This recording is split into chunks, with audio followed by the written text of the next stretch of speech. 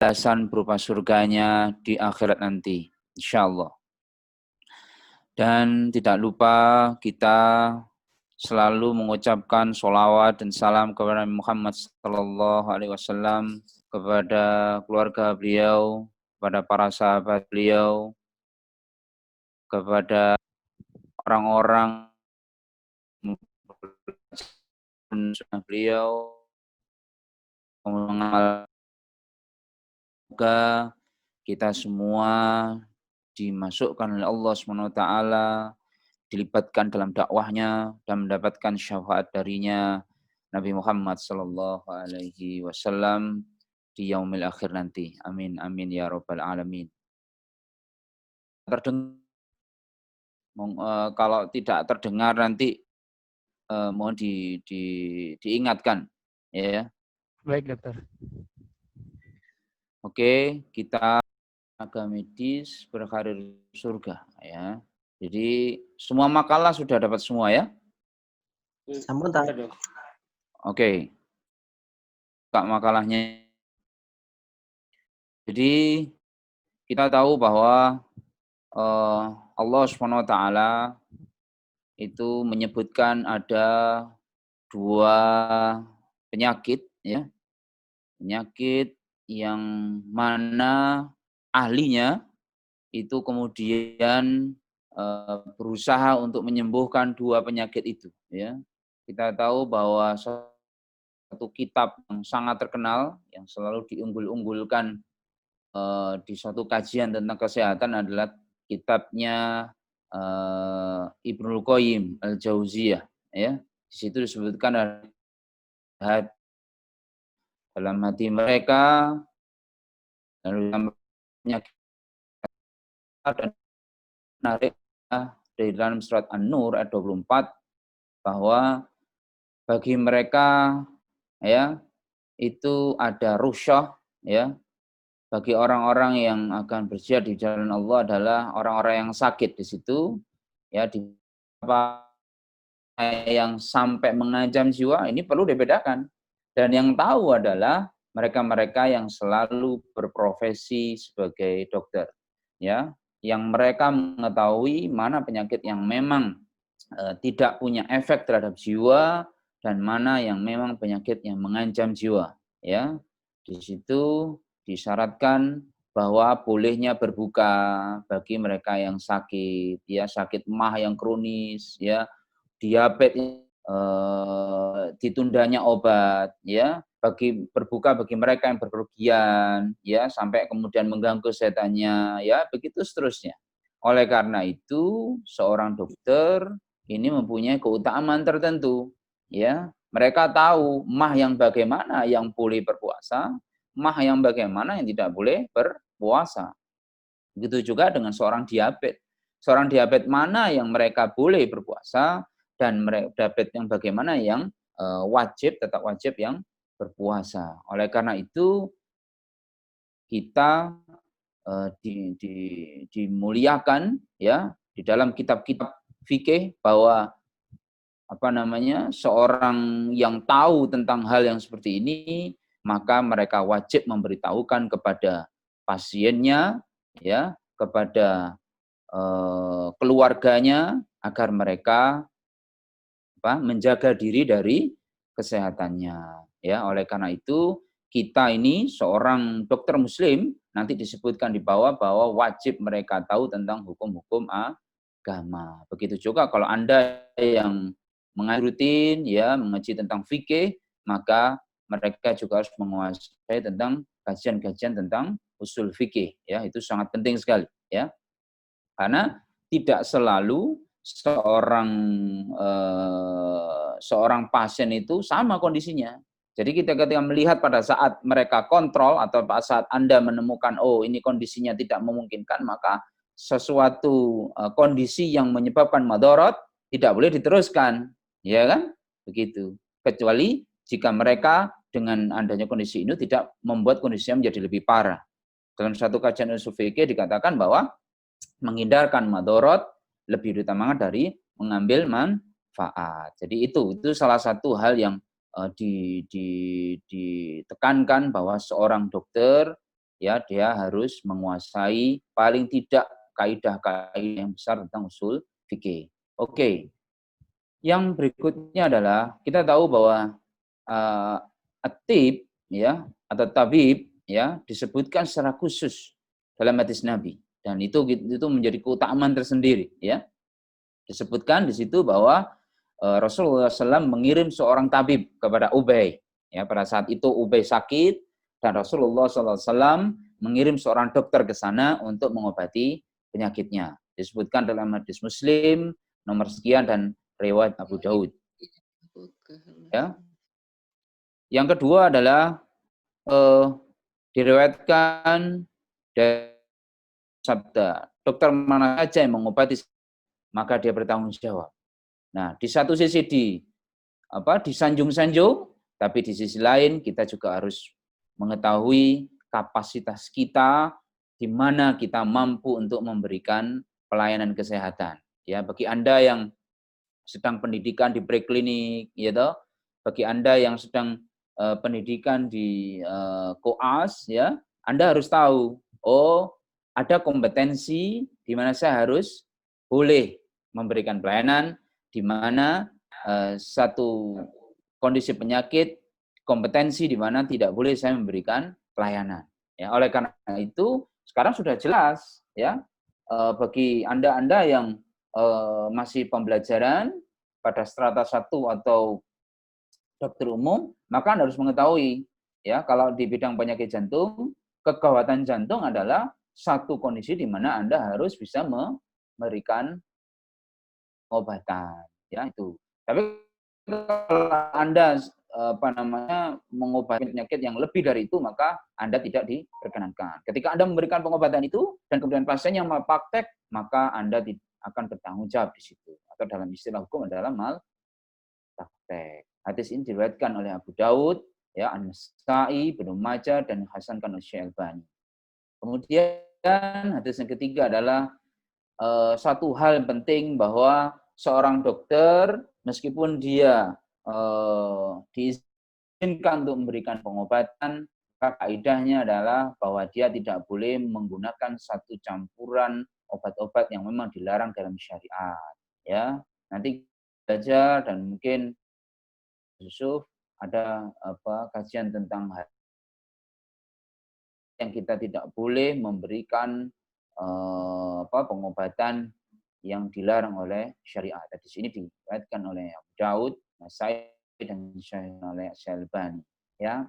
Kemudian kita tahu bahwa seorang farmakognosi, ya, jadi Muhammad Saraf Al-Husain, dia membuat satu buku yang cukup baik sekali, ya.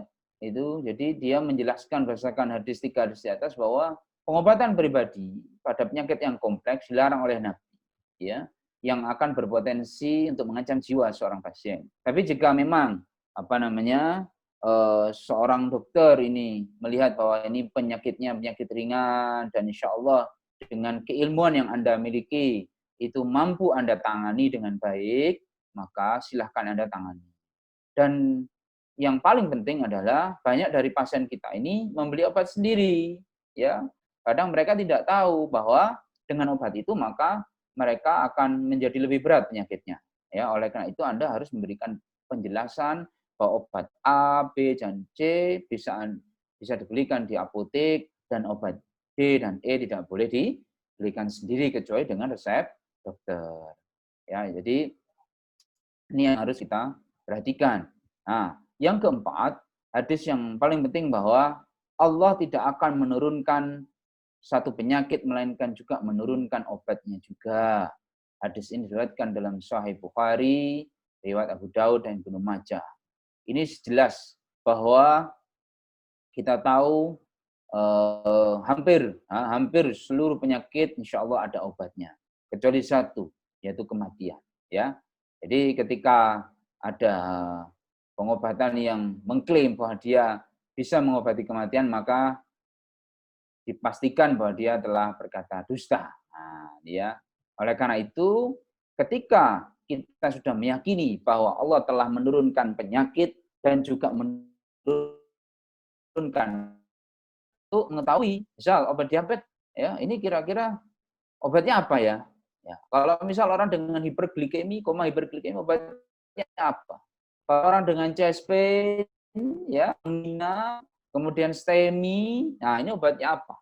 Ya, itu Anda harus paham tentang itu.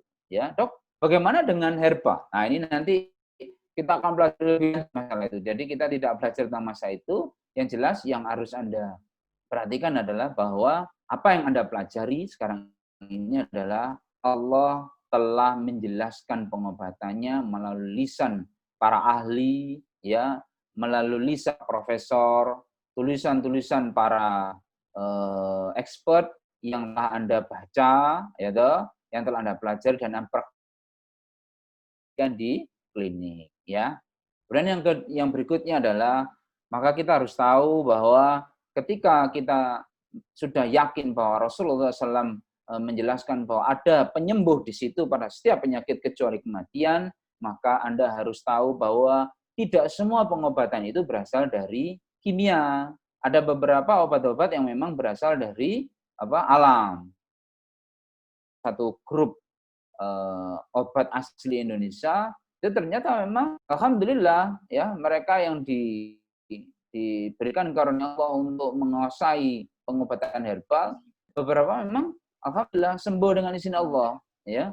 Jadi oleh karena itu Anda juga harus mempelajari hal-hal yang di luar medis. Beberapa ahli di Amerika ya itu sudah membuat satu komunitas ya untuk mempelajari di luar pengobatan medis konvensional, ya. Itu. Jadi Anda harus juga menguasai hal yang demikian. Oleh karena itu, kita tahu dalam surat An-Nahl dikatakan di sana, kemudian makanlah dari tiap-tiap buah-buahan, tempuhlah jalan temu yang telah dimudahkan untukmu, dan dari perut lebah itu keluar madu yang bermacam-macam warnanya, di dalamnya terdapat obat yang menyembuhkan bagi manusia.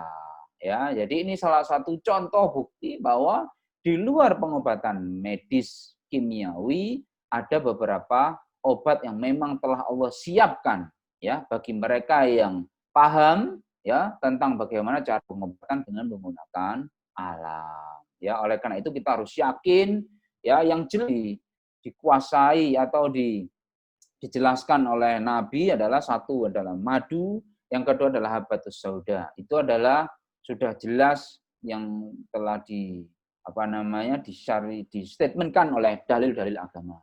Nah, oleh karena itu, karena sudah dijelaskan secara rinci tentang pengobatan medis dan dijelaskan secara global tentang pengobatan yang berasal dari alam, yang berikutnya yang harus Anda kuasai adalah tentang kajian usul fikihnya.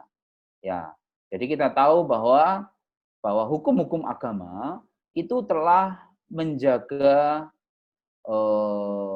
hukum-hukumnya untuk tujuan maqasid syariah, ya, tujuan-tujuan syariah, ya. Apa itu? Tujuan syariah dalam pembuatan hukumnya adalah mewujud nyatakan kemaslahatan manusia dengan menjamin kebutuhan yang bersifat primer. Yang kedua adalah sekunder, yang ketiga adalah pelengkap. Semua hukum agama, termasuk kajian usul fikihnya dalam menjaga tiga hal ini.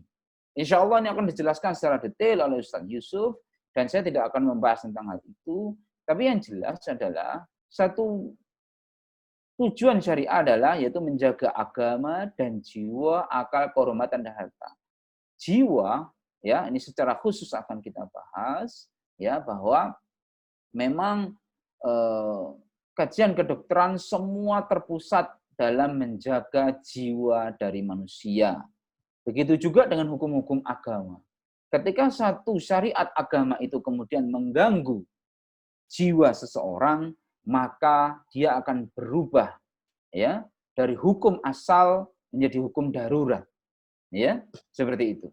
Oleh karena itu, Anda juga harus tahu kapan seseorang itu mengancam jiwanya ketika dia menjalankan satu syariat tertentu, kapan dia tidak mengancam jiwanya. Hal yang paling sering yang kita sering temui adalah satu adalah puasa, yang kedua adalah haji. Ini adalah satu kondisi hukum syariat yang selalu mengancam jiwa seseorang. Oleh karena itu, pada satu momen di mana tahun-tahun haji itu sudah mulai datang, biasanya seorang pasien dikonsulkan ke saya, ya dok, apakah saya boleh haji? Ya, boleh saja ketika ibu kondisinya begini, ya.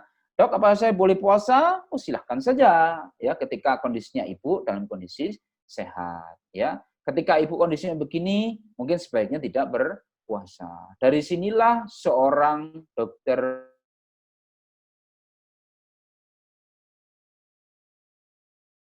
dia tidak boleh berpuasa. Oleh karena itu,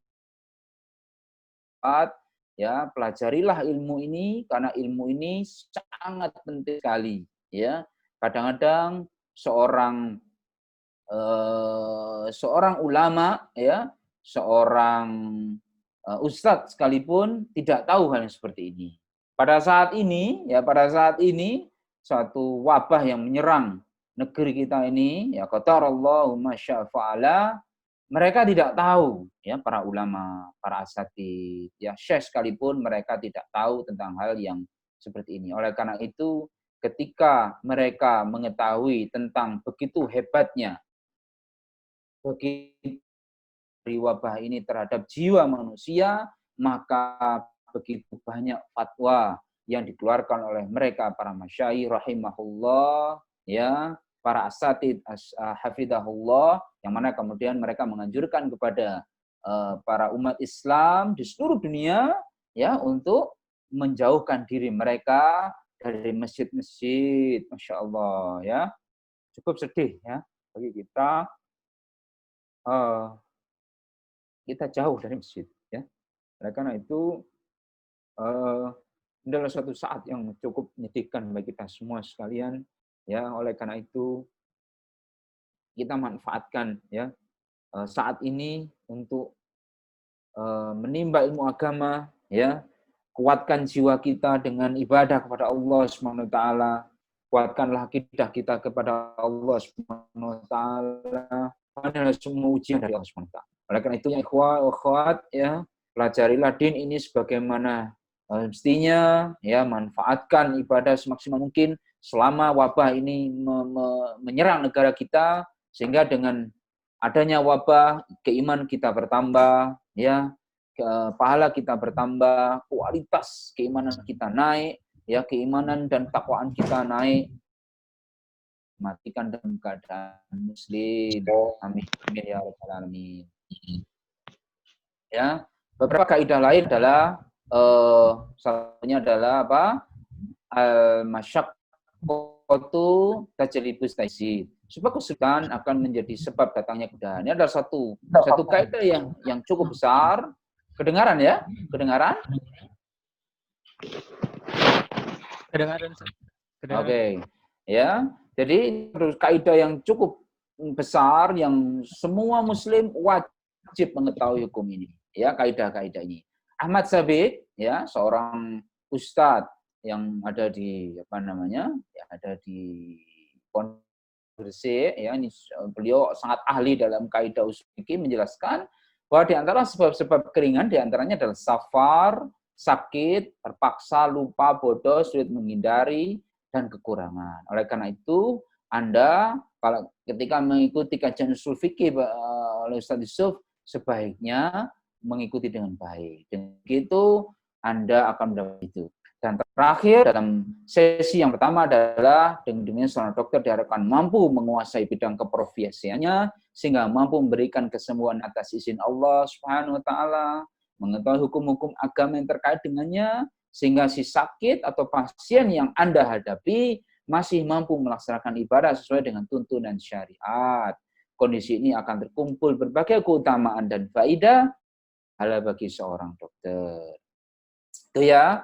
Jadi sesi pertama dari kajian ini, kira-kira ada yang ditanyakan? Baik, teman-teman. Ditanyakan? Apakah ada yang ditanyakan? Mungkin dari pemaparan tadi. Mungkin bisa lihat. Kalau tidak ada, nanti dilanjutkan ya. Oke. Ya, kita lanjutkan. Ya, dokter. Yang kedua adalah, sebenarnya kalau misal kita mau menjadi seorang tenaga medis yang kira-kira mendapatkan derajat yang tinggi di sisi Allah Subhanahu wa taala, sebenarnya bagaimana sih ya seorang dokter muslim itu? Ya, jadi bab yang kedua saya kutip dari suatu buku yang cukup bagus, Anda boleh lihat rujukannya di situ, Anda boleh cek ya. Jadi dengan sedikit tambahan, dengan sedikit variasi ya, koreksi juga. Jadi karakter dokter muslim yang diridhai oleh Allah Subhanahu wa taala ya. Yang pertama adalah akidah yang benar ya. Kita tahu bahwa seorang muslim adalah mereka yang beriman pada Allah, pada Rasul, kitab, malaikat dan hari kiamat ya, qada dan qadarnya ya. Meyakini bahwa Allah menciptakan langit dan bumi ya. Kita harus menguatkan tauhid kita dengan rububiyahnya ya. Ada 3 tauhid yang mungkin sudah diajarkan. Ada yang pertama adalah tauhid rububiyah, tauhid uluhiyah ya, dan tauhid asma wa sifat. Yang pertama adalah tauhid rububiyah, ini sudah jelas bahwa Allah lah yang berkuasa atas sesuatu, yang menciptakan langit dan bumi, memberikan kepada kita segala fasilitas yang ada, yang dengan harapan kita ini berusaha untuk menjadi muslim yang baik, yang beriman kepadanya dengan keimanan yang sebenar-benarnya, ya, yang menciptakan manusia, yang kemudian menyempurnakan manusia ya dengan segala kesempurnaan yang ada padanya ya, dan meyakini bahwa dalam makhluknya yang paling sempurna di muka bumi ya, dengan harapan dengan kesempurnaan itu kita memuji atas sifat-sifatnya ya, memuji dengan ketauhidannya ya. Ya itu. Jadi oleh karena itu kita harus meyakini Allah dengan segala kerububiannya. Yang kedua adalah kita harus meyakini bahwa Allah adalah Tuhan yang hak, yang berhak disembah, diibadahi, ya, ditujukan segala ibadah kita kepadanya, ya, segala wujud ibadah kita kepadanya, mengesahkan, menunggalkan, ya, dan membutuhkan semua segala ibadah kita kepada Allah Subhanahu wa taala, baik ibadah yang lahir maupun yang batin. Allah berfirman di sana, dan Tuhanmu yang telah memerintahkan supaya kamu jangan menyembah selain Dia. Ya. Kemudian itu dari An-Nisa, sembahlah Allah dan janganlah kamu memusnahkannya dengan sesuatu yang lain. Ya.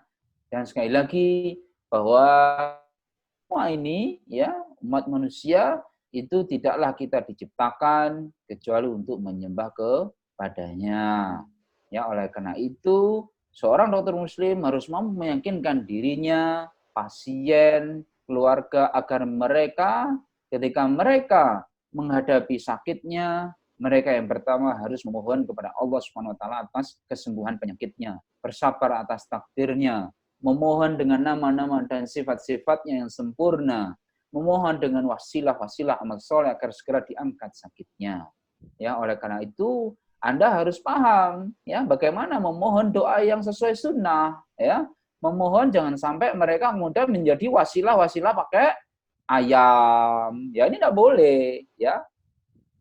Dok, saya berobat ke seorang ahli menyembuhkan, tapi saya harus membawa kambing. Nah ini Anda harus tahu ya bahwa yang seperti ini tidak boleh. Ya Anda harus makin ngapain harus seperti itu. Anda saja berdoa aja pada Allah sudah didengar, kenapa harus melalui kambing? Ya kan?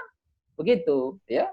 Dalam satu riwayat dikatakan bahwa ada seorang kepala suku ya, dia sakit berhari-hari, kemudian ada para sahabat ketika pada saat itu mereka ketika memasuki satu desa itu tidak diperbolehkan, mereka para sahabat mendengar bahwa ada seorang RT-nya yang sakit, kemudian mereka minta izin untuk menyembuhkan ketua RT-nya. Alhamdulillah dengan izin Allah, dengan fadilah surat Al-Fatihah, si RT ini sembuh dengan izin Allah. Ya itu saja sudah cukup. Kenapa harus membawa kambing? Kambing sudah 3 juta, ya kan? Cukup mahal. Oleh karena itu, Anda harus paham tentang fikih, doa, dan zikir. Nah, ini ya. Jadi, hal yang seperti Anda harus paham, ya. Jadi, tentang tata cara berdoa yang sesuai syariat. Kemudian yang kedua, ya kita harus bertawakal kepada Allah atas segala upaya maksimal yang kita lakukan. menyerahkan sepenuhnya hasil kesembuhan ya usaha kita kepada kesembuhan pasien kepada Allah Azza wa Jalla. Dan kita harus yakin bahwa tidak ada yang menyembuhkan ya segala penyakit yang diderita oleh diri kita ya kepada orang lain kecuali dengan izin Allah. Itu yang harus kita yakini ya. Kemudian yang kedua adalah kita juga bisa harus meyakinkan kepada seorang pasien bahwa ikhtiar pengobatan modern maupun klasik termasuk dari tawakal. Ya, ini. Jadi berobat kepada dokter tidak menafikan tauhid. Itu penting. Ya, ada dua macam, ya paling tidak ada 3 macam pasien. Ya, yang pertama mereka selalu ke dokter, ya dokter, dok saya sakit ini, sedikit-sedikit datang dokter, dok saya sakit ini. Ya, kemudian mereka lupa untuk berdoa kepada Allah Subhanahu Wa Taala.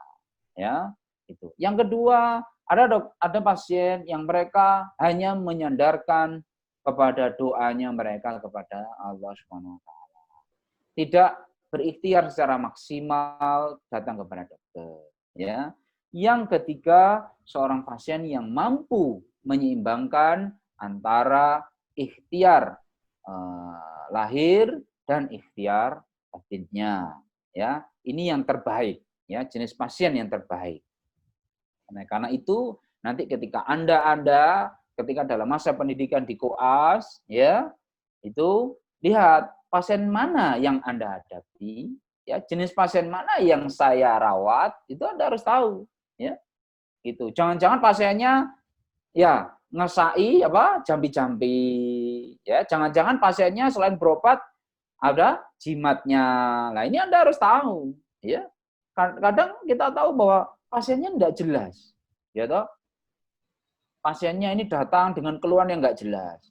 Misal, dok saya pusing, kadang mules, kadang sakit dada, kadang saya gemetaran, nggak jelas. Sakitnya CVA yang nggak jelas, anginan nggak jelas, ya atau kadang gastritis nggak jelas. Tapi ternyata dia melakukan perbuatan-perbuatan syirik. Ini harus hati-hati.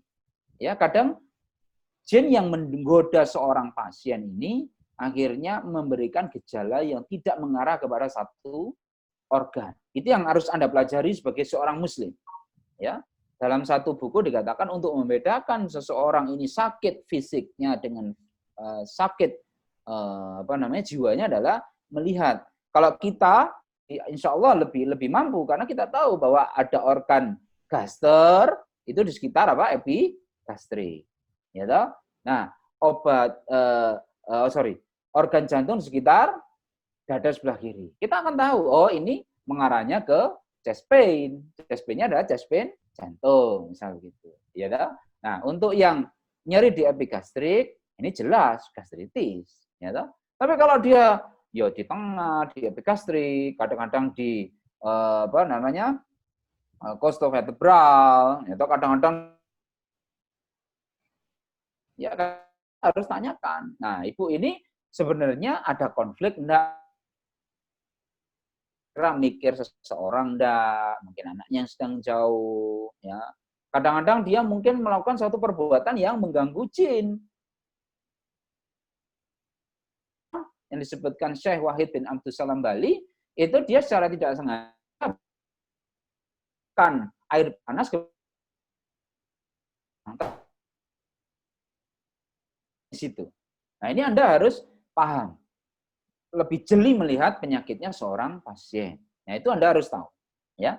Oleh karena itu, Anda harus lebih detail dalam menganalisis seorang pasien. Anda harus juga mempersiapkan ru'yah yang syar'i kepada seorang pasien, ya. Ini. Kemudian yang kedua, dengan izin Allah, ya.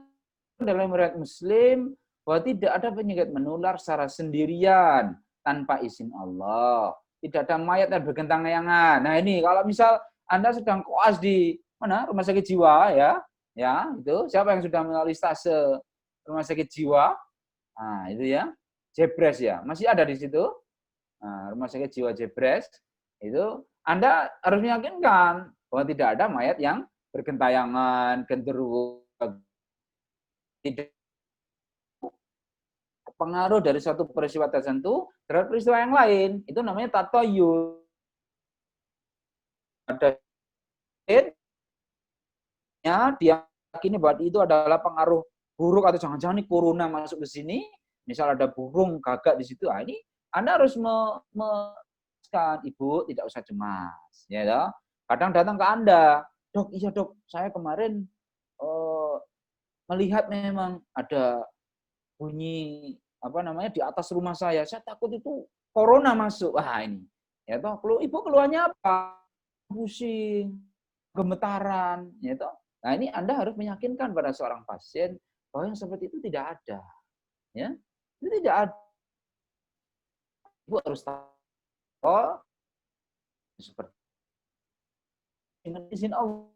Memang corona masuk sesuai dengan ilmunya, ya toh, masuk dengan dengan orang yang habis dari rumah sakit, ya tidak pakai masker dan seterusnya, maka kemungkinan akan menular kepada ibu. Ya kalau tidak seperti itu, tidak perlu takut, ya toh. Kita saling berdoa kepada Allah agar kita dilindungi Allah dari terkenanya wabah. Ya ini bahwa kita harus meyakinkan kepada seorang pasien bahwa tidak ada penyakit yang menular kecuali dengan izin Allah.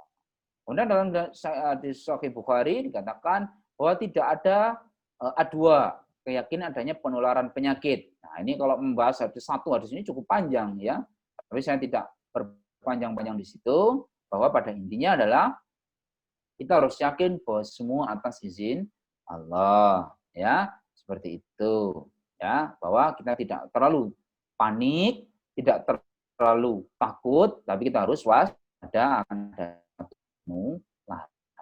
ya. Seorang dokter muslim harus meyakini bahwa nikmat berupa ilmu, harta dan jabatan hanyalah titipan.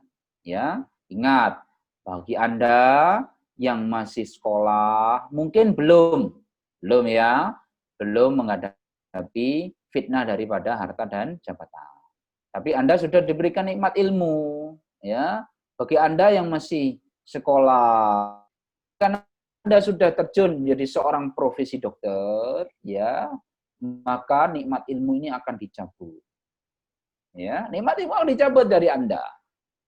Kedua yang harus Anda pelajari pada saat yang pertama adalah ilmu kedokteran yang memang menjadi profesi Anda. Yang kedua adalah ilmu agama yang menjadi ilmu yang wajib Anda kuasai. Yang ilmu pertama itu menjadi kebaikan dunia yang mungkin bisa menjadi kebaikan akhirat Anda. Yang kedua adalah ilmu yang memberikan kebaikan dunia dan akhirat. Kalau Anda niatkan ilmu itu ilmu untuk mencari harta dan jabatan, maka Anda akan mendapatkan kebaikan satu saja, ya, yaitu kebaikan dunia saja. Ya, nanti dilihat dalam kalau membahas masalah ini ada cukup bagus ya dalam surat Al-Baqarah itu cukup bagus sekali bahwa memang ada orang-orang yang mereka berdoa Rabbana atina wa ma lahu min akhir min khalaq, ya.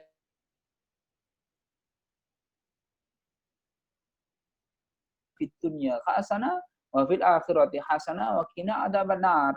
Ya, mereka yang mencoba untuk memohon kepada Allah kebahagiaan dunia akhirat, maka mereka juga akan mendapatkan kebahagiaan dunia dan akhirat. Oleh karena itu, bagi Anda yang sekarang sedang belajar, nikmatilah nikmat ilmu ini. Ya, Anda belum mendapatkan nikmat harta, Anda mendapatkan nikmat jabatan, ya.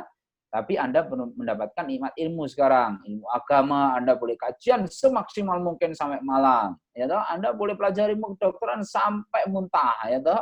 Sampai Prof. siapa memberikan bimbingan. Ya toh? Dosen A memberikan bimbingan. Ya, itu Anda terima itu sebanyak-banyaknya. Ya. Nah, sebelum nikmat ilmu ini Anda dicabut dari Anda.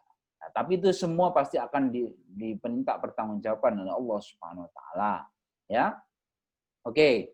Dan surat Al-Zariyat dikatakan, ya, sesungguhnya yang dijanjikan adalah benar-benar. Ya, oleh karena itu sekali lagi bahwa kita harus ingat bahwa semua ini akan diminta pertanggungjawaban. Itu ya, yang pertama. Yang kedua, seorang dokter, ya, jadikanlah semua aktivitas Anda, baik itu pada saat Anda itu belajar. Baik Anda sedang menjadi saya kenapa Imam Nawawi rahimahullah itu belajar ilmu kedokteran? Kenapa? Dalam mukaddimahnya kitab beliau Al-Arba'in An-Nawawiyah diceritakan di sana beliau ini mengerjakan mempelajari ilmu kedokteran. Ya. Beliau ini seorang ahli yang dalam ya kalau kita tidak meremehkan keilmuan beliau. Beliau ini hati beliau ini gelap. Tapi yang muhasabah ternyata yang membuat gelap adalah apa? Ilmu kedokteran. Masya Allah. Ya, akhirnya ditinggalkanlah semua ilmu kedokteran itu, hatinya kemudian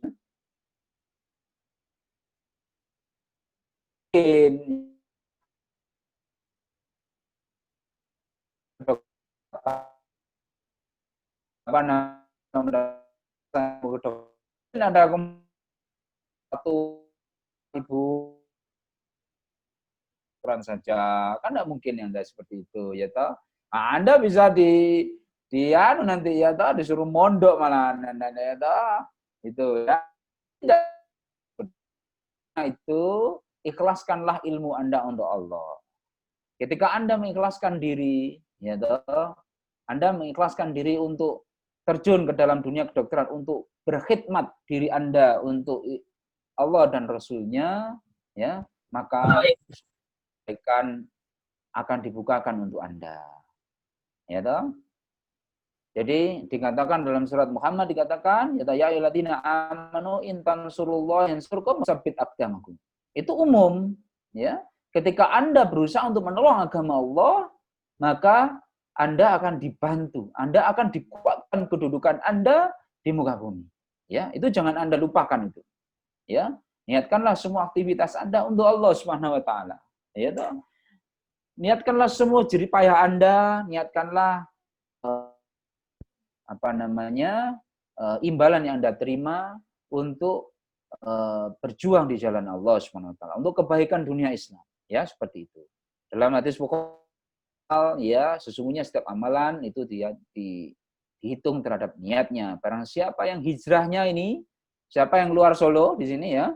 Saya dari Surabaya dulu hijrahnya ya karena Allah dan Rasul-Nya, ya toh, karena perintah sang ibu ya, saya belajar ke depan, tidak ada yang lain ya. Tapi kemudian alhamdulillah Allah memberikan kita ilmu, belajar ilmu agama, ilmu kedokteran. Alhamdulillah terbukalah semua nikmat-nikmat Allah ya. Maka hijrahnya untuk Allah dan Rasul. Tapi barang siapa hijrahnya Anda hanya untuk mencari mencari sebuah gelar dunia, seorang dokter, profesor, dokter, spesialis jantung, atau spesialis apapun yang Anda ingin capai, maka Anda pun akan mendapatkannya. Ya, ingat itu. Allah tidak akan mengurangi dari hijrah Anda itu. Ya. Hijrah Anda akan sampai dengan yang Anda tuju. Tapi hanya itulah yang Anda capai. Ya, kalau kita lihat, kalau saya pernah dengar sampai sekarang dan saya sangat berkesan dengan kuliahnya Kiai Haji Zainuddin MZ, rahimahullah, barang siapa yang menanam padi, maka yang Anda dapatkan adalah padi dan rumput. Tapi barang siapa yang menanam rumput, maka padi tidak ada dan Rasulnya. Ya.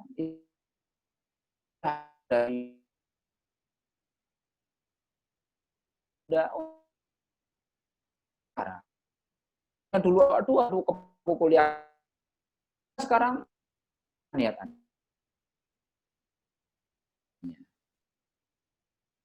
hati Anda untuk agama ini ya itu barang siapa Anda bukakan semua untuk Allah dan Rasul-Nya maka Anda pasti akan dibukakan jalan Anda untuk dunia dan akhirat ini ya itu jadi oleh karena itu ya munikanlah ibadah kita hanya untuk Allah. Jangan sampai kita disebut sebagai pendusta dari kiamat, ya. Nah, itu hadisnya panjang sekali. Nah, tapi paling tidak ya surat Muhammad ya itu menjadi panduan kita selama kita belajar dan berjihad di jalan Allah, ya. Tuh. Jadi ikhlaskanlah semua untuk yang akan memaksimalkan dalam profesi. Seorang muslim ya sebaiknya ya dia bidang keahliannya. Ya, kalau sekarang enak ya sudah ada SK atau apa? Kompetensi. Kalau dulu saya Ustadz Yusuf, yaitu Ustadz Jedanarto, Ustadz Aji Joko, ya, para veteran-veteran ya, itu tidak ada kompetensi ya. Mbok dadi dokter kuwi wis kaya dewa, ya to iso ngobati segala macam penyakit. Ya toh? Nah, ini Anda tidak perlu yang seperti itu, ya toh? Jadi kalau Anda memang kompetensinya dokter umum, ya dokter umum itu kan Anda kuasai. Itu sudah cukup bagi Anda, ya. Jadi misal Anda seorang ya di ke-UGD-an, maka yang harus Anda kuasai adalah kegawat daruratan. Tapi kalau Anda ini berprofesi seorang dokter praktek biasa di rumah, ya toh, ya enggak apa-apa, Anda cukup menguasai hal-hal yang memang cukup di bidang itu. Tidak perlu Anda menguasai yang sampai tetek bengek sampai intubasi, itu enggak perlu. Nah, gitu ya. Jadi, kalau Anda ingin menjadi seorang spesialis, ya Anda harus kuasai bidang itu. Ya toh? Misal Anda ingin menguasai THT, ya Anda kuasai bidang itu. Ya toh? Tidak perlu Anda menguasai, aku tak yo belajar jantung pisan, ya toh? Aku belajar apa ginjal, tidak cukup umur Anda untuk mempelajari sampai seperti itu. Tidak cukup. Ya, umur Anda cukup sedikit. Ya toh? Oleh karena itu kuasai yang memang perlu Anda kuasai. Ya, kalau Anda ingin memang melanjutkan pendidikan Anda ya di mana? Di jenjang spesialis, maka kuasai di bidang itu saja. Ya. Kalau Anda cukup menjadi dokter umum, ya Anda cukup menguasai bidang itu. Ya, misal seperti teman-teman saya Ustadz Haji Danarto, beliau menguasai hanya bidang kompetensi dokter umum. Tapi dia harus menguasai kompetensi sebagai kepala puskesmas. Itu ya. Jadi tidak perlu Ustadz Haji Danarto, Ustadz Yusuf, dan teman-teman saya sekalian yang berprofesi dokter umum tidak perlu menguasai harus kateterisasi. Ya, nah, saya seorang dokter spesialis jantung ya harus menguasai pada level yang memang ditentukan untuk spesialis umum. Ya, kalau sudah konsultan, misal saya sudah mengambil konsultan intervensi koroneri, saya harus menguasai untuk bidang intervensi koroner. Saya harus menguasai itu sampai pada level yang memang saya boleh melakukannya. Ini yang paling penting ya. Untuk ya. Jadi oleh karena itu maka Anda yang mulai sekarang manfaatkan itu. Ya, manfaatkan mulai sekarang saya sampai level mana saya harus belajar. Kalau Anda tidak menentukan level itu, Anda akan tidak jelas Anda belajar. Itu. Oleh karena itu, manfaatkan potensi Anda sekarang untuk level mana saya harus belajar. Ya, itu. Nah, ketika Anda sudah maksimal dalam profesi Anda, maka hadis yang saya kutip riwayat Ahmad itu Tabrani Daruqutni ini yang kemudian disahkan oleh Syekh Albani dalam Shahihul Jami', maka Anda akan menjadi sebaik-baik manusia. Ya. Jadi Anda yang dokter umum, Ustadz Yusuf, Haji Danarto, dan sekalian teman-teman saya yang berprofesi sebagai dokter umum, sebagai kepala puskesmas, yang paling bermanfaat ya bagi wilayah situ, wilayah puskesmas yang mereka ampuh. Karena dia yang paling bermanfaat, memberikan rujukan, pengobatan-pengobatan sederhana. Ya, tidak perlu harus, Pak, ini saya obati sebagai STEMI ya, misal begitu. Pak, ini saya obati DEKOM, tidak perlu. Ya. Nih. Nah, oleh karena itu, Ahmad, Abu Dawud, Ibnu Hibban, sungguh tidaklah Allah menurunkan penyakit kecuali Dia menurunkan baginya obat. Sebagian mengetahui obat tersebut, sebagian lainnya tidak mengetahuinya. Disebutkan oleh Syekh Al-Arnud dalam Zadul Ma'ad. Ya, oleh karena itu Anda obat yang memang merupakan kompetensi Anda. Untuk sebagian yang lain tidak perlu. Ya. Jadi pada saat Anda sudah di bidang kemampuan Anda, kompetensi Anda, maka gunakanlah sisa waktu Anda itu untuk beribadah kepada Allah. Ya, itu. Jadi Anda bisa membagi sekarang, tidak perlu harus menguasai Katsung. Anda tidak perlu menguasai buku IPD yang setebal segini. Anda tidak perlu menguasai textbook bahasa Inggris yang setebal ini, perlu. Nah, bukan kompetensi Anda. Itu ya. Nah, itu ketika Anda mengetahui, jika kamu tidak mengetahui, misal Anda boleh WA saya, Dr. Faisal, saya punya pasien begini, kira-kira untuk obat pertama kali apa ya? Oh, ini berikan ini, Dek. Seperti itulah. Ya. Jadi, itu yang biasa dilakukan para dokter umum ketika menemui pasien jantung di gawat darurat. Gitu ya. Oleh karena itu, bagi Anda yang memang ingin masuk jenjang spesialis, maka kuasailah dengan benar. Nah, hadis riwayat Malik ini, meskipun hadisnya mursal, ya itu bisa dipakai. Ya, siapa yang di antara kalian yang pandai mengobati? Adakah kebaikan dalam pengobatan adalah zat yang menurunkan penyakit? Artinya apa? Jadi orang yang pandai itu mendapatkan kedudukan yang cukup istimewa. Ya, Allah memberikan pengetahuan kepada mereka yang mengetahui atau yang paling pandai dalam penyakit tersebut. Ya. Nah, ketika Anda sudah pandai dalam satu bidang, maka Anda yang paling bermanfaat di antara yang lain. Ketika yang lain tidak bisa memberikan pengobatan. Itu, ya. Poinnya di situ, hadis riwayat itu, ya. Nah, jangan sampai Anda terkena hadis riwayat Abu Dawud yang di bawah itu.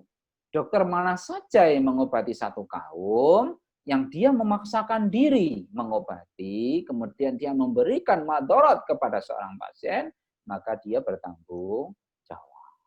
Itu, ya. Jadi ketika Anda menjadi seorang dokter, kenalilah diri Anda sendiri, tentukan di mana Anda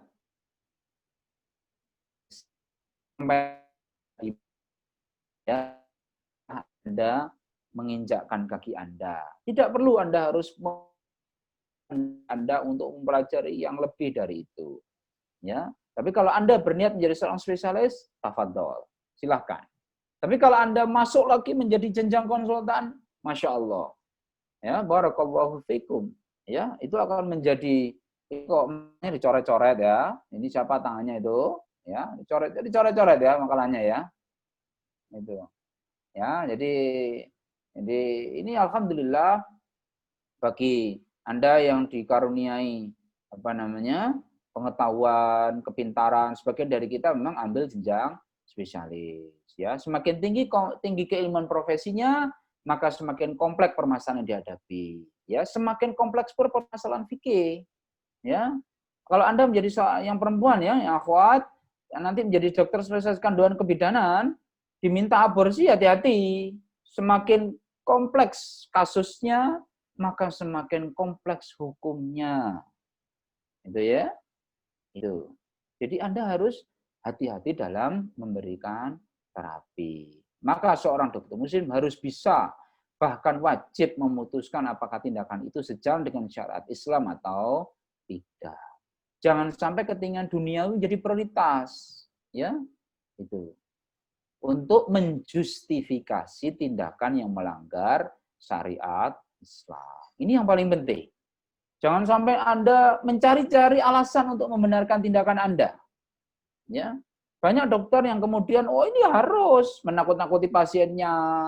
Pak, ini harus pasang kering loh ya, harus ini. Ya. Karena begitu banyak tawaran-tawaran duniawi ketika nanti Anda menjadi seorang dokter. Dokter, kalau Anda nanti meresepkan obat sekian kali, wah dokter dapat komisi. Sampai sekarang seperti itu, ya. Meskipun bahasanya tidak terlalu jelas. Ya, pada intinya mulai sekarang Anda latihlah diri Anda untuk bekerja sesuai dengan indikasi. Anda pelajari indikasi kontraindikasi itu saja. Ketika Anda memang ini menjadi indikasi bagi seorang pasien, tafadhol Anda berikan obat itu.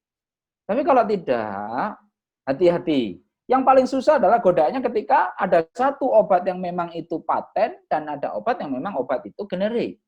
Obat A misalnya. Ya, obat generik paling gampang amoksisilin. Ada obat patennya, ada obat generiknya. Ya. Ketika pasien ini, dok, saya minta obat yang terbaik. Padahal yang terbaik juga amoxicillin. Gitu kan?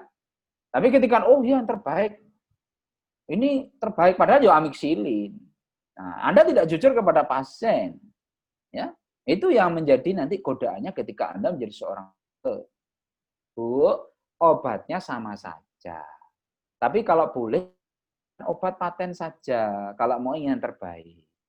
Ya. Jujur, Anda harus ngomong itu sebagai seorang dokter. Tidak perlu Anda, ini terbaik, padahal cuma amoxicillin. Padahal BPJS pun bisa ditanggung. Ya. Oleh karena itu, Anda harus jujur terhadap diri Anda sendiri. Nanti ketika Anda bekerja menjadi seorang dokter. Itu ya, jadi yang paling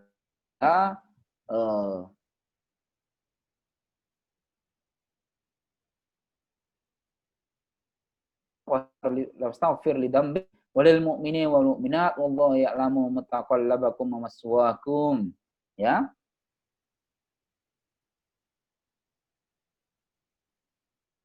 Muslim adalah ilmu agama. Ya, ilmu agama itu yang paling penting. Ketika Anda sudah menentukan, saya seorang dokter umum saja, maka maksimalkan umur Anda untuk agama. Itu ya. Oke. Ini adalah 5 hal yang Anda kuasai sebagai seorang dokter. Ini harus menjaga kesehatan, ya, menjaga kesehatan yang hilang, humanisasi dan menghindarkan kerusakan yang lebih besar. Yang kelima, meninggalkan maslahat yang lebih kecil untuk mendapatkan maslahat yang besar. Ya, ini adalah 3 poin yang menjadi karakter utama seorang Muslim. Sebenarnya 4 ini juga penting sekali, ya. Lanjutkan atau kita berhenti? Monggo, moderator, dilanjutkan atau bagaimana? Atau ada pertanyaan? Di sini sudah ada 2 pertanyaan, dokter. Atau mau dilanjutkan dulu saja, dokter? Ya, silakan, Torikur. Kalau ada pertanyaan.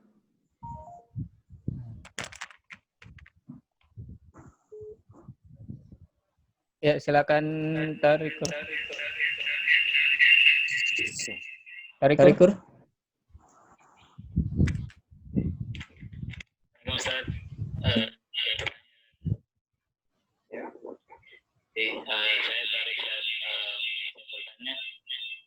Mungkin apakah ini tidak zaman tapi mungkin masih nyerempet. Jadi kan ini terkait yang di awal tadi bahwa kalau saya pernah dengar bahwa ada pengobatan kedokteran modern, ada kedokteran yang ada tipe nawawi dan ada herbal seperti itu. Nah, itu kan jadi mengatur bahwa ya emang ada yang emang sesuai keilmuan yang Muslim itu menyikapi kalau yang sebenarnya kita tidak tahu dasarnya dan tiba-tiba mengatakan ini tipe nabawi, ini dari sesuai sunnah Rasul. Nah itu pun nggih. Oh ya. Matur nuwun. Ya. Alhamdulillah. Jazakallahu khair. Jadi mungkin ini sudah pada kajian di rumah beliau pada saat itu, ya. Kedengaran? Halo? Ya. Jadi pada prinsipnya seperti yang mungkin sudah dijelaskan oleh Ustaz Yusuf bahwa kedokteran modern kita sudah tahu bahwa semua metode cara pengobatannya itu didasarkan atas evidence base. Evidence base ya.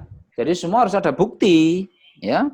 Kalau misal belum ada bukti bisa diberikan pengobatan atau tidak bisa dilegalkan sebagai pengobatan modern. Ya. Misal penelitian penelitian pasien baru disebut sebagai bahwa itu berbasis evidence base ya. Ini yang paling penting dan semua didasarkan atas penelitian. Ini yang dianut dalam kedokteran barat. Nah, yang paling menarik adalah ketika pengobatan herbal ini kemudian diklaimkan menjadi pengobatan Islam. Ini agak susah. Ya kan? Saya sudah bahwa ini adalah pengobatan Rasul. Ini obat herbal saja. Ini orangnya tidak sesuai sunnah Nabi.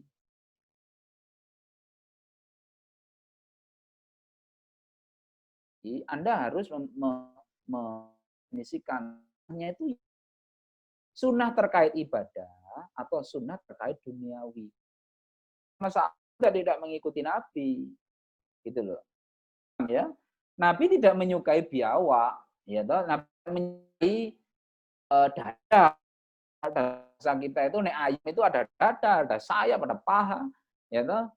Ya, karena itu sukanya pahanya kambing, seperti itulah gampangnya. Berarti apa kemudian kita menyukai semua pahanya kambing pada saat kita makan kambing? Tidak seperti itu. Ya. Oleh karena itu, kita sebagai umat muslim harus bisa membedakan terkait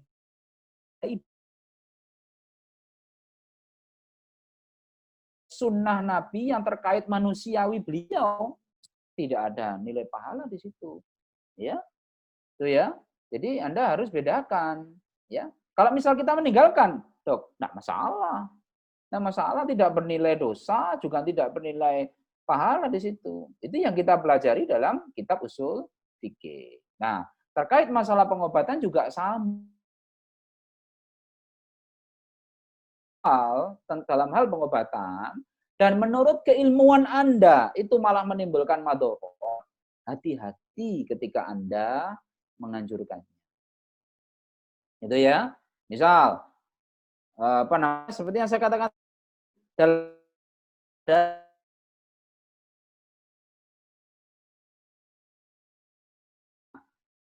habatus sauda itu untuk orang gastritis tambah naik produksi asam lambungnya. Makanya hati-hati.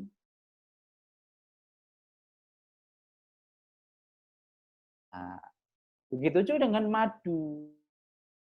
Madu ini palsu, ya diabetes munggah. Nah ini ya. Jadi Anda harus cerdas. Nah, cerdas dalam menilai kondisi pasien Anda sendiri. Itu kira-kira ya, Mas Torik. Ada pertanyaan lagi? Ini ada Ustaz. Pertanyaan dari salah satu orang di sini. Pertanyaannya, dalam lingkungan kerja atau pendidikan banyak masalah godaan iman. Misalnya ketika di lingkungan kerja di mana beberapa hal tidak sesuai syariat seperti di setel musik, kemudian adanya candaan yang berlebihan, urusan biasa, itu bagaimana menghadapinya. Kemudian jika mendapat pasien atau rekan kerja lawan jenis yang menimbulkan syahwat, bagaimana? Gimana? Yang kedua gimana? Adakah tips jika mendapat pasien atau rekan kerja lawan jenis yang menimbulkan syahwat? Bagaimana, Ustaz? Oh, ya, ini berarti peserta ya kerja, Ustaz. Nah, pada prinsipnya ya seperti yang sudah saya sebutkan di awal bahwa kita ini hidup di zaman fitnah, ya. Kita hidup di zaman fitnah. Jadi kalau Rasulullah SAW mengibaratkan seperti air hujan, ya. Semua fitnah akan masuk ke setiap rumah kaum muslimin, ya. Nah, tuntunan yang pertama adalah bahwa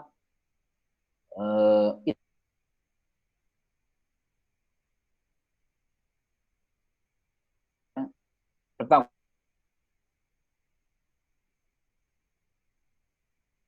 Anda, ya. Bertakwa sesuai dengan kemampuan Anda. Kalau memang Anda tidak bisa begini, ya oke lah, tidak masalah. Ya, itu. Jadi ikuti perintah Allah sesuai dengan kemampuan Anda. Hindari maksiat seluruhnya. Tidak ada kalau sesuai dengan kemampuan, tidak ada. Ya, itu. Jadi oleh karena itu mampu juga ya, ingkari.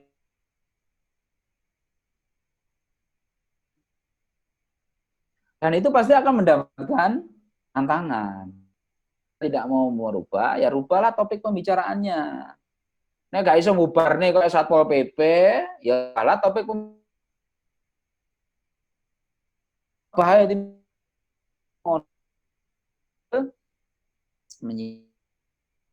ya kemudian tetap saling berkan, ya, tapi rubahlah topik pembicaraan itu dengan topik-topik yang sedang hot, misal begitu, ya. Misal membicarakan tentang kebaikan, bagaimana cara kita merubah, jangan sampai kita tertolong laren. Merubah topik pembicaraan sudah termasuk amar ma'ruf wa nahi munkar, ya.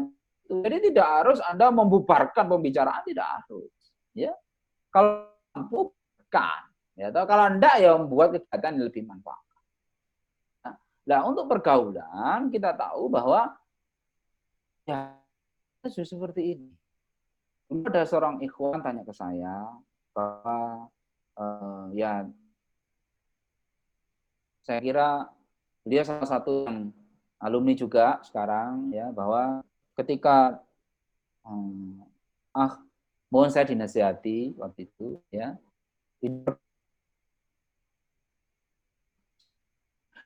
karena lebih berbahaya lagi. Anda kita yang masih koas ini itu Anda akan insya Allah akan lebih banyak manfaat nanti, ya. Nah, ini saya tidak jelas ya wajah saya ini. Cukup jelas ya wajah saya. Ya, itu. Kalau tahap ini, maka Allah akan menaikkan derajat kebaikan juta. Maka Allah akan membuka kebaikan-kebaikan yang lain. Tapi ketika Anda membuka satu keburukan, ingat ya, ketika Anda sudah membuka satu keburukan di lingkungan tempat Anda kerja, maka akan terbuka seluruh keburukan yang akan Anda buka. Misal contoh, iku bapak kae iki ngene. Oh iya, wah terus akan berlanjut, gayung bersama.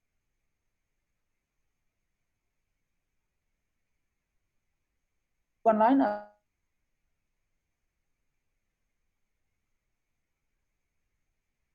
Anda yang masih Anda membuat gerakan yang cukup besar. Ini pesan saya. Karena saya sudah merasa, ya, ketika Anda sudah pangkat Anda sudah middle, sudah diberikan wewenang. Nah, dari situlah Anda merubah kemungkaran dari kemungkaran yang kecil. Ayo, sadurunge kerja ndonga dhisik. Itu sudah cukup bagus, ya. Ayo kita buka seayat bareng-bareng. Kita berdiskusi dalam hal yang madorot, ya. Jangan kita saling tolong-menolong dalam hal perbuatan keji dan mungkar. Tapi minimal misal yang awalnya pembicaraannya itu terkait terkait maksiat, maka rubahlah ke pembicaraan yang terkait yang mubah dulu, biar orang-orang tidak kaget. Wah, Ustadz ini, nah, tidak apa-apa, debat Ustadz ya tidak apa-apa. Ya ingat ya, seorang ahli mengatakan, Anda sudah berubah tau kowe. Nah itu berarti Anda memang sudah berubah. Ya, misal Mas Torik misal atau Mas, wah, apa menghadapi berbagai macam manusia pada saat itu. Dari mulai yang keras, lembut, ya kan? Yang lembut siapa? Abu Bakar, ya kan? Model yang bin Affan. Wong sing cerdas apa? Ali bin Abi Thalib. Karakter ubah mereka menjadi orang dalam Islam. Oleh karena itu, Anda tidak dalam berdakwah. Itulah Rasulullah Sallallahu Alaihi Wasallam.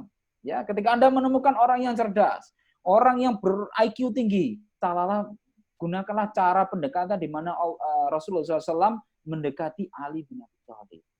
Ya, ya, gunakanlah yang ya, jangan gunakan dengan bahasa Anda. Wahai manusia, tinggalkanlah perbuatan keji dan mungkar. Anda bisa diusir, ya toh. Seperti itu, ya. Cara yang baik kalau Anda contoh yang paling Anda dengarlah Ustadz Yusuf. Silahkan Anda berguru kepada beliau. Cara beliau cukup baik sekali pendekatan kepada orang. Ada buku yang cukup bagus kalau Anda ingin membaca, ya. Itu tulisannya beliau Syekh Muhammad Al-Munajjid, ya, bagus sekali.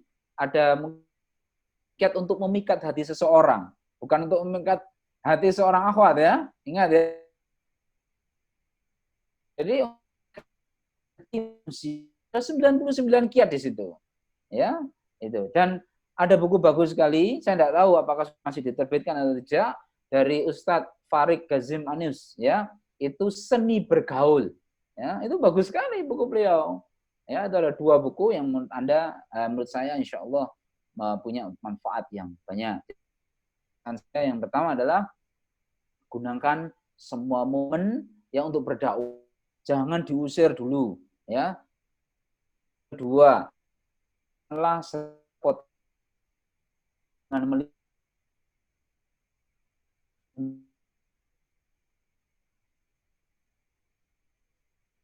ya, ya, apa namanya? Mudah-mudahan bisa menjawab pertanyaan yang diajukan.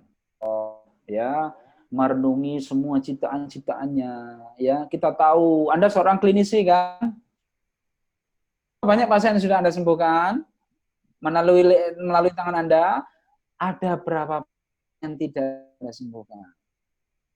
Ya, itu menjadi, ya, kuatkan ibadah Anda baik dengan membaca Al-Qur'an, ya, berzikir. Itu sudah standar, ya. Itu ingin berdialog saja, ya, kita pasien yang sudah Anda sembuhkan melalui dengan izin Allah.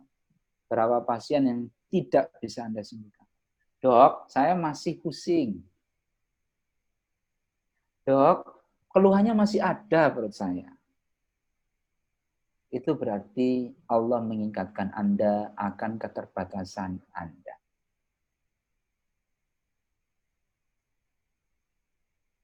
Lah Ibu sudah sehat. Itu menunjukkan bahwa tidak ada daya dan upaya dari kita. Kita hanya menjadi wasilah saja dari kepanjangan dari Allah Subhanahu wa taala. Coba dibuka, ya, surat apa namanya? Surat ini apa namanya? Ayo buka Quran bagi yang punya mushaf. Surat Al-Imran 49, ayat 49, ya. Dan sebagai rasul kepada Bani Israel, ya, Nabi Isa ini berkata kepada mereka, sesungguhnya aku telah datang kepadamu dengan membawa sesuatu tanda mukjizat dari Tuhanmu, yaitu aku membuat untuk kamu dari tanah yang berbentuk burung. Kemudian aku meniupnya, maka ia menjadi seekor burung dengan izin Allah. Dan aku menyembuhkan orang yang buta sejak dari lahirnya dan orang yang berpenyakit sopak. Dan aku menghidupkan seorang mati dengan izin Allah.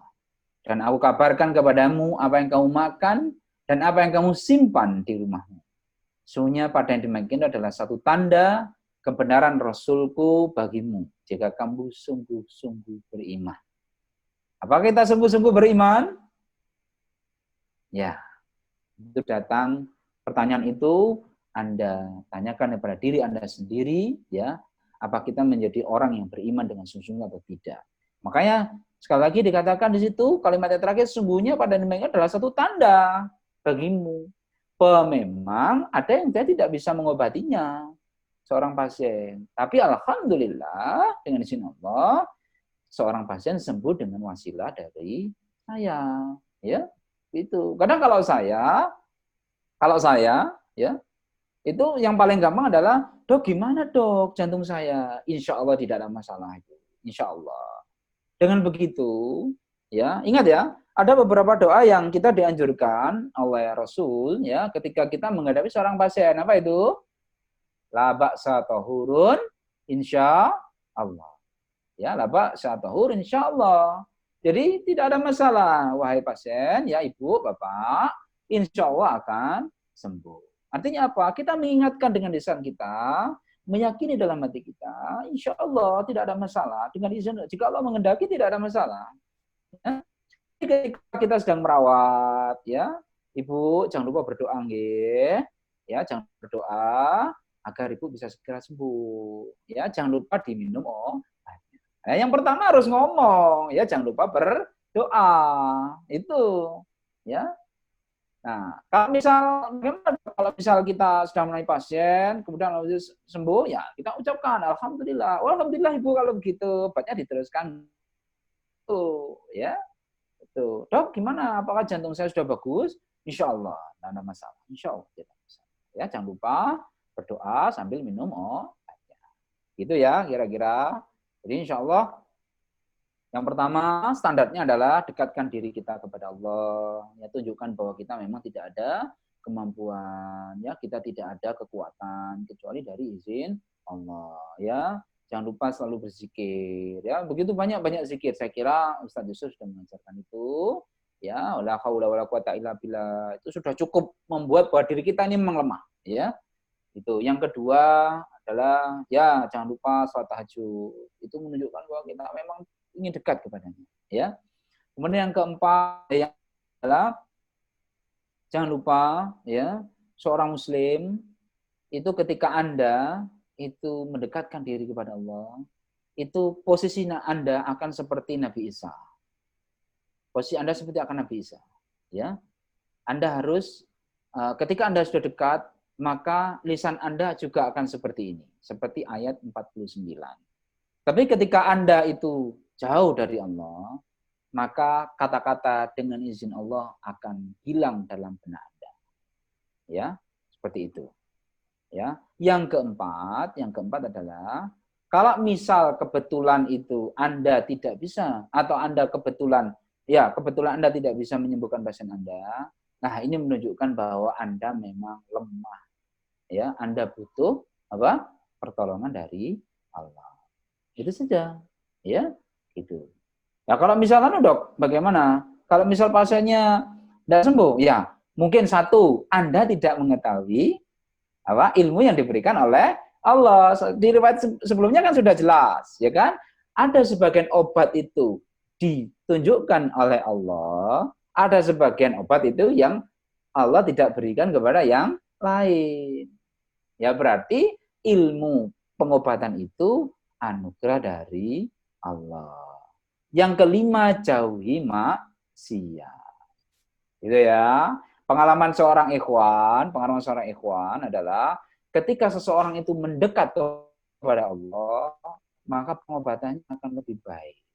Begitu banyak kesembuhan yang diberikan Allah kepada pasien-pasiennya. Ya, ingat bahwa segala apa yang Anda nikmati datangnya dari Allah. Itu saya kira, apalagi Ustadz, dalam pendidikan sebenarnya ketika kita mencari berkah, berusaha untuk jujur, kemudian berusaha untuk baik. Namun pada kenyataannya ada keadaan-keadaan yang membuat kita memberikan ilmu hitam. Misalnya TTV fiktif, status fiktif, dan sebagainya. Padahal sungguh tidak ada niat. Wah, ilmu hitam. Kepepet. Itu bagaimana ya dokter? Mohon penjelasannya. Wah, ilmu hitam. Apa tadi? Apa tadi yang ilmu hitam? Salah satunya apa? pengisian status gitu ya. Ini yang sudah klinisi atau yang belum klinisi atau yang masih sekolah? Dua-duanya bisa jadi, Dok. Wah, Jadi kan biasanya kan ada yang ya, Dok. Ya, oke ya. Di makalah itu sebenarnya sudah ada. Oh, sorry. Jadi ini mana nih? Back to meeting. Ya. Di makalah ini insya Allah sudah ada semua. Ya, jadi apa namanya, jujur ya. Ini amanah dalam profesi ya. Amanah dalam profesi. Kemudian jujur dalam perbuatan, kata dan perbuatan prinsipnya. Nanti bagi Anda ya, saya pesan sekali lagi, Anda yang sudah disumpah menjadi sekarang berlaku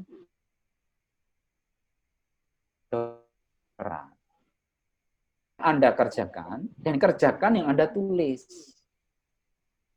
Itu sudah legal. Jadi tidak mungkin Anda mengerjakan sesuatu yang tidak Anda tulis.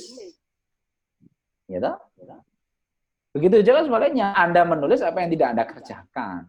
Jadi tidak mungkin. Karena secara hukum legal, dalam hukum kita itu akan dipertanggungjawabkan.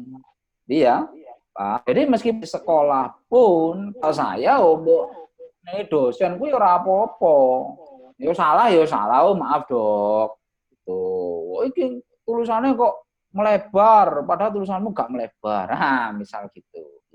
Jantungnya kardiomegali ternyata pemeriksaanmu normal. Contoh misal seperti itu. Ya nek salah ya ora apa-apa gitu loh. Lah wong saya dulu disuruh ngarang ya ora iso. Gitu loh. Dek tulisin ngene ya, Dek. Waduh ya enggak iso iki. Ya wis, aku saya presentasi, ngomong saya padanya geger semua. Ya, maaf ya, contoh. Misal Anda, waduh, ini saya injeksi ini ya. Gimana ya? Enggak apa-apa, tulis saja di situ. Ya toh? Ternyata orangnya tiduran misalnya.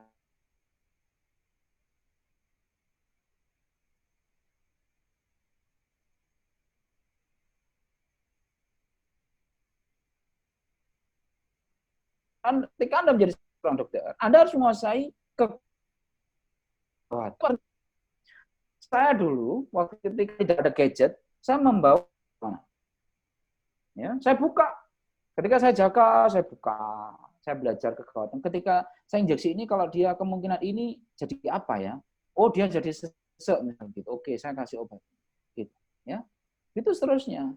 Jadi tidak perlu Anda takut ketika Anda menulis apa yang salah, apa yang Anda lakukan. Tidak masalah. Salah boleh, tapi bohong tidak boleh. Itu dalam ilmu kedokteran seperti itu. Ya, ketika Anda mungkin di sini nanti ada masalah. Itu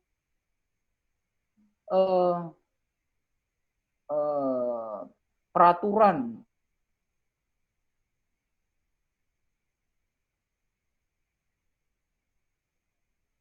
itu dan ya tidak masalah. Nah, yang susah adalah ketika ada efek samping yang Anda temukan.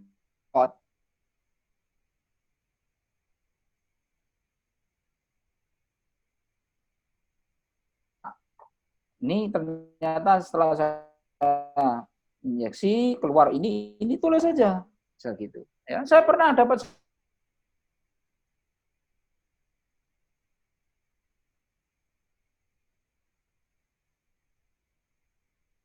seperti itu, tidak masalah. Obat harusnya diberikan. Nah, gitu bahasanya, paham ya? Itu Pak.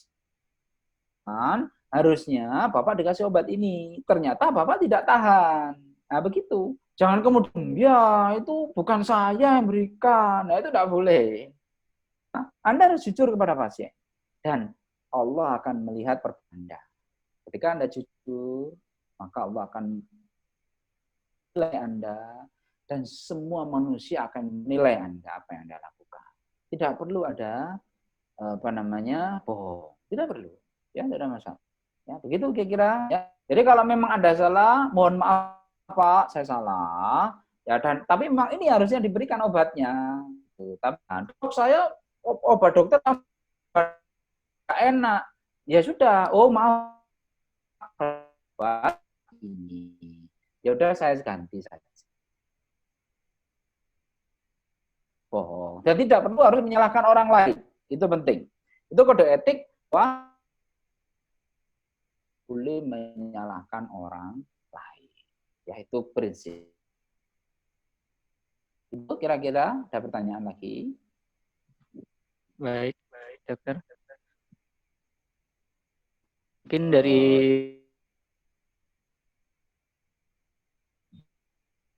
ditanyakan lagi teman-teman.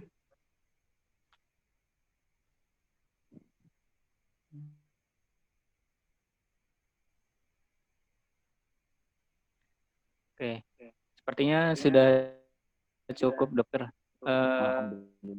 Mungkin ya untuk sesi terakhir bisa dari dokter untuk menyampaikan closing statement. Oke, saya kira Anda bisa buka makalahnya di bawah ya. Jadi saya sudah kasih penutup situ bahwa sekali lagi tenaga medis ya telah diberikan keberkahan ilmu, mampu diberikan kekuatan, nah ya kan, untuk menimba ilmu kedokteran. Dan saya yakin Anda adalah orang-orang yang terpilih, Anda ada orang-orang yang diberi oleh Allah Subhanahu Wa Taala.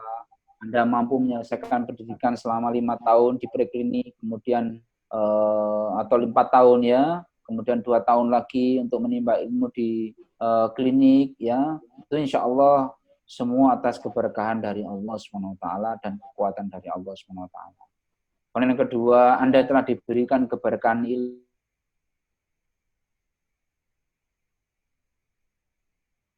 Malaikat yang turun di sana dan mendoakan keberkahan dan ya bagi mereka yang ada dalam majelis itu, dan alhamdulillah kita mengikuti majelis ini dari awal sampai akhir ya. Kemudian yang kedua adalah kita diberikan umur ya. Anda yang masih muda, manfaatkanlah umur ini untuk kebaikan. Ya, manfaatkanlah umur ini untuk hal-hal yang bermanfaat buat Anda bagi dunia dan akhirat Anda. Manfaatkanlah harta bagi mereka yang sudah bekerja. Manfaatkanlah harta bagi mereka-mereka yang diberikan kelebihan harta. Ya, pada asalnya adalah zaman yang cukup sulit ya. Tidak semua orang bisa mampu mendapatkan harta dengan mudah. Ya, kesulitan sangat sangat dirasakan oleh saudara-saudara kita. Bagi mereka yang sudah bekerja, kemudian karena adanya wabah, mereka kemudian tidak bekerja. Ya, Anda bisa merasakan itu ketika Anda keluar, ya, melihat bagaimana fenomena ini terjadi. Kemudian yang berikutnya, yang keempat adalah jabatan. Ya, jabatan. Seorang dokter itu adalah suatu jabatan yang cukup berat. Dia bisa menentukan kapan seseorang boleh sholat dengan berdiri, kapan seseorang boleh sholat dengan duduk. Ya, kapan seseorang boleh tidak berpuasa, kapan seseorang boleh berpuasa.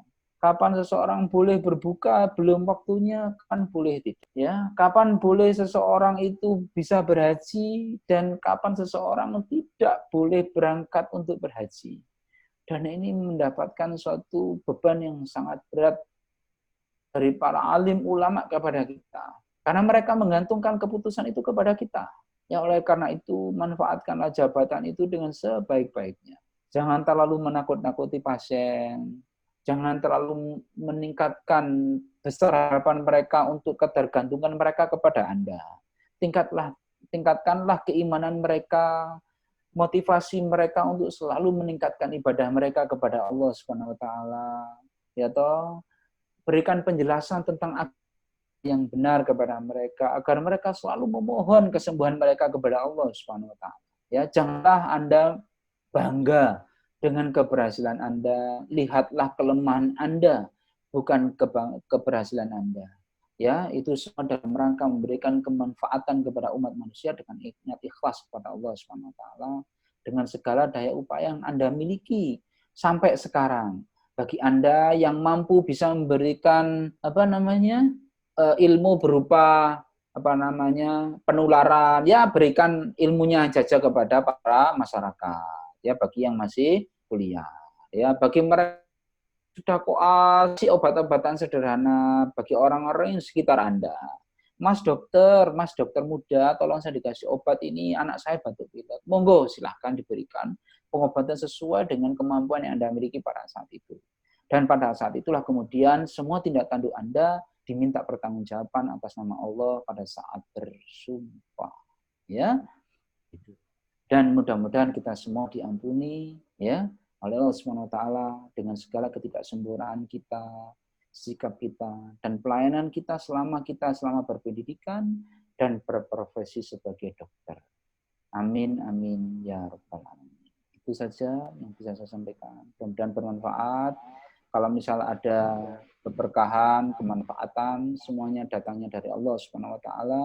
Dan kalau misal ada khilaf, saya menyinggung satu dua peserta yang ada di sini, ya, saya menyindir, saya menyakitkan hati, mohon saya dimaafkan dan diikhlaskan.